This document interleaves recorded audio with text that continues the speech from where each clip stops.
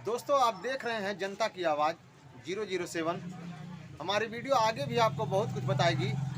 अच्छी लगे तो आप इसे सब्सक्राइब करें। धन्यवाद। अस्सलाम वालेकुम दोस्तों, आज 16 जनवरी 2022 है और दैनिक जागरण में जो छपा है मैं आपको पढ़कर सुना रहा हूँ। शीर्षक है, जब मुसलमानों के विद्रोह से अंग्रेज घबराए।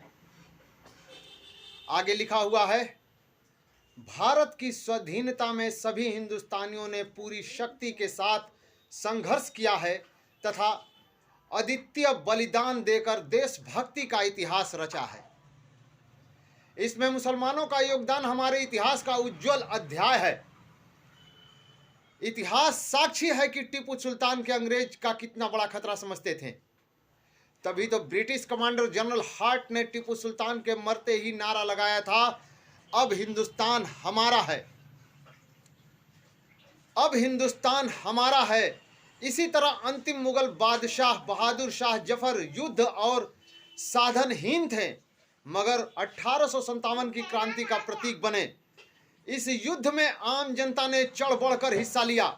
1857 में बेगम हजरत महल का संघर्ष और लखनऊ के हजारों मुसलमानों का कत्लेआम इतिहास में दर्ज है।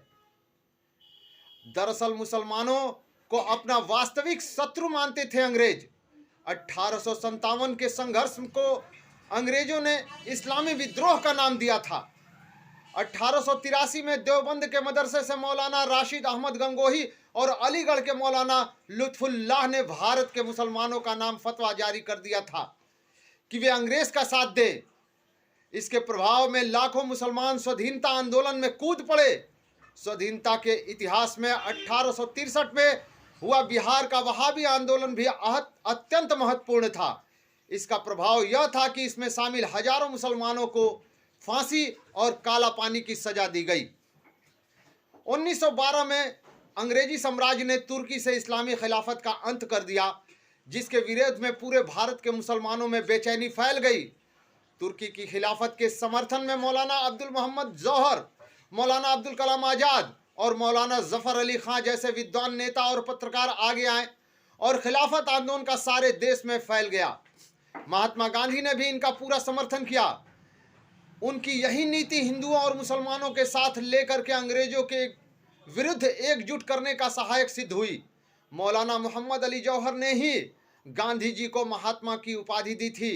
डॉक्टर मुख्तार अंसारी, सैफुद्दीन किचलू, मौलाना हजरत नोमानी, मौलाना अब्दुल कलाम आज़ाद आदि नेता ने महात्मा गांधी के नेतृत्व में अभूतपूर्व योगदान दिया। वर्ष 1921 में केरला के मोपला मुसलमानों ने अंग्रेजों के विरुद्ध ऐतिहासिक विद्रोह किया, जिसमें हजारों मुसलमान शहीद हुए।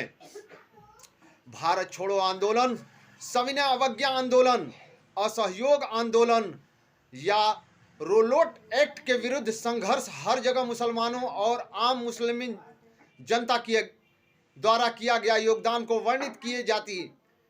इतिहास साक्ष्य है कि भारतीय मुसलमानों का बड़ा वर्ग देश के बंटवारे के पक्ष में नहीं था।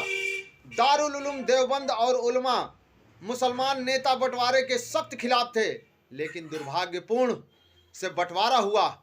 यह समस्त भारतीय जनमानस के लिए कष्टदायक था, परंतु भारत के कुछ देशभक्त मुसलमानों को इसका परिणाम कुछ अधिक ही भोगना पड़ा, जिसको लेकर के आज यह अखबार बताती है कि कुछ मुसलमान जो भारत छोड़ करके चले गए, ये उनकी मंशा थी, और आज जो भारत को अपना मातृभूमि जन्मभूमि मानते हैं वो भारत में रह गए और अपने उसी रहने की वजह से इस मातृभूमि की जैसी सेवा की है।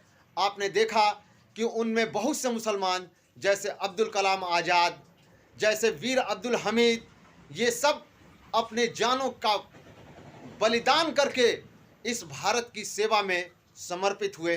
दोस्तों, आज के अखबार का सबसे बेहतरीन शीर्षक और मजमून ये मुझे लगा जो मैं आपके सामने पेश कर रहा हूँ। अस्सलाम वालेकुम, जय हिंद, जय साथियों।